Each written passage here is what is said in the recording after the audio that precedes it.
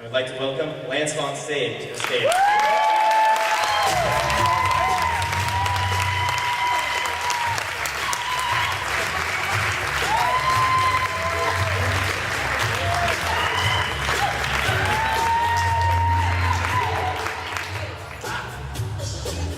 So my plan A is just to let this keep running. And I'm just going to dance for 9 minutes.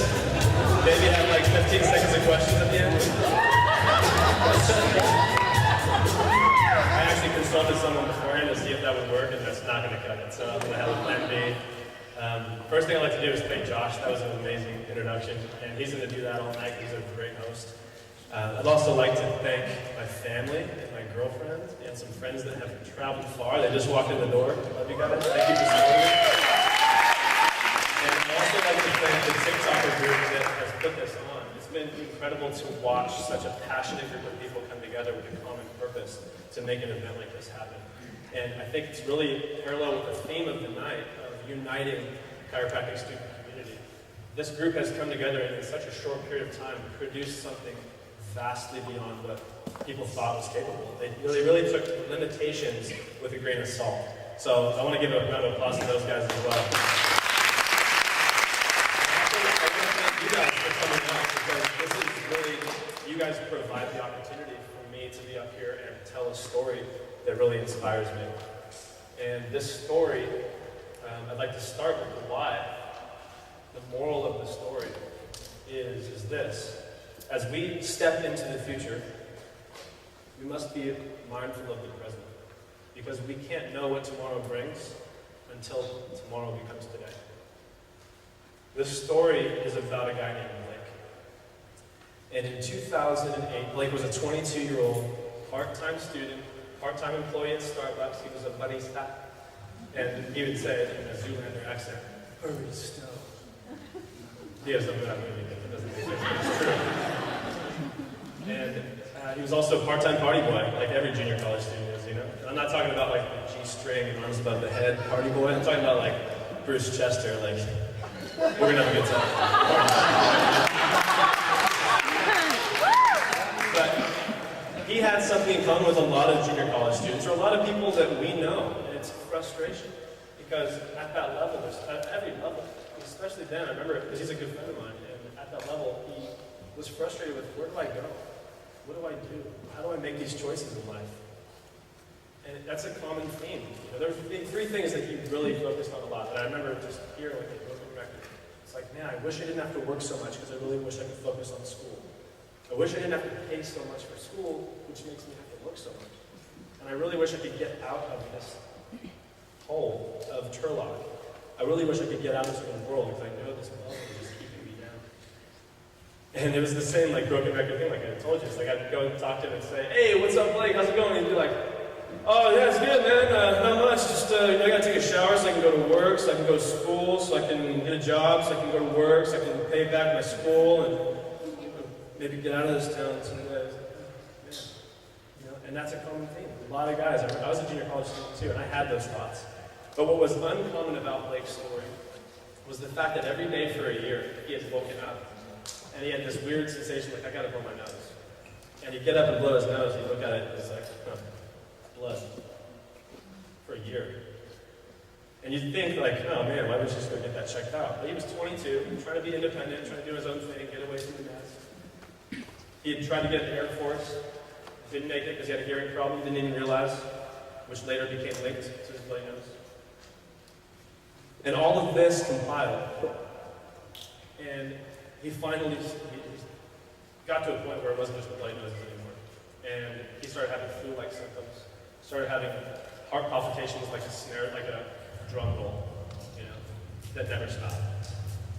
Like you would wait for something to come, but just all day, just on that edge of your seat. Anxiety rising. Finally, his brother, a paramedic, takes his blood pressure, and it's 220 over 150. So he's one sneeze away from a stroke. No bueno. Luckily, he calls Mom up. He's like, Mom, something's going on. She's an auto insurance agent, and she's like, medical insurance, okay. If you go see this guy, it's going to cost you nothing. Goes and sees an audiologist for his hearing, which no one thought was a big deal. Turns out that that little cheap medical insurance plan that he had has saved him over $1 million to this day. That day he found out he has a disease called Alport's syndrome, which is a genetic mutation that alters the development of the type 4 collagen fibers in the lens of his eye, the eardrum, and in the glomeruli of his kidneys. It's pretty heavy news. So that changed the status quo of Blake's life at that point. He was no longer just a 22-year-old junior college student going through the day in and day out, complaining about normal things that guys like that complain about. You know, like, oh God, I just hate Turlock. Taco truck burritos give me stomach aches. It's like, no. He's plugged into a dialysis unit 3 times a week for 4 hours a day. He can't leave for longer than a 24-hour period because he's got to be back to his dialysis clinic and plug back into his machine. He's my best friend. And at that point, I remember him saying, I don't want to live like this, man. I just want to kill myself. And that was rock bottom for Blake. And that was rock bottom for a lot of us in our group.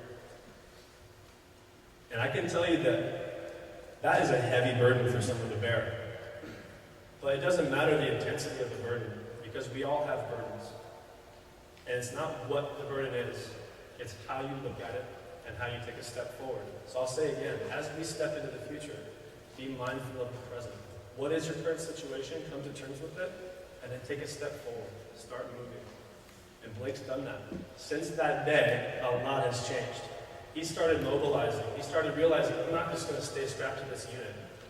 I'm going to go start doing research. He found out from his doctor that you could not have to go and plug into this machine, but you can get a smaller machine and take it with you. And I watched this guy plug into this freaking machine, letting fluid drain in and out of it while we were going like on the road with a volleyball team I was working with.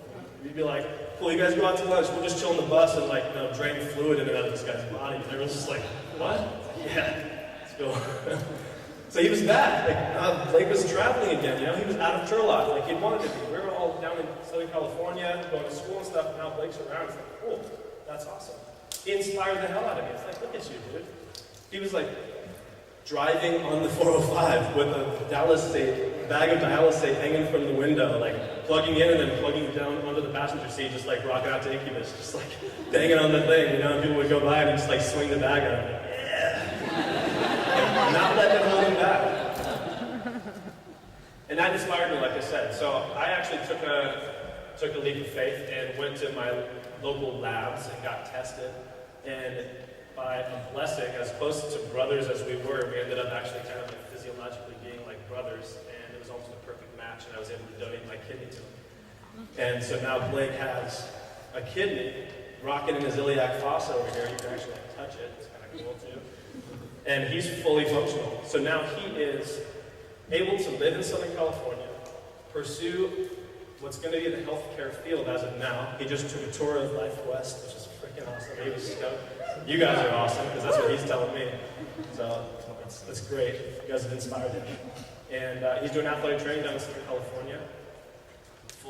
He's on meds, of course, for anti-rejection, which is tough. But dealing with that and making huge changes in his life. And I want to say, as we step into the future, be mindful of the present. Be mindful of your obstacles. Start taking steps into the future. But tomorrow's going to be today, and what are you going to make of it? Thank you, guys.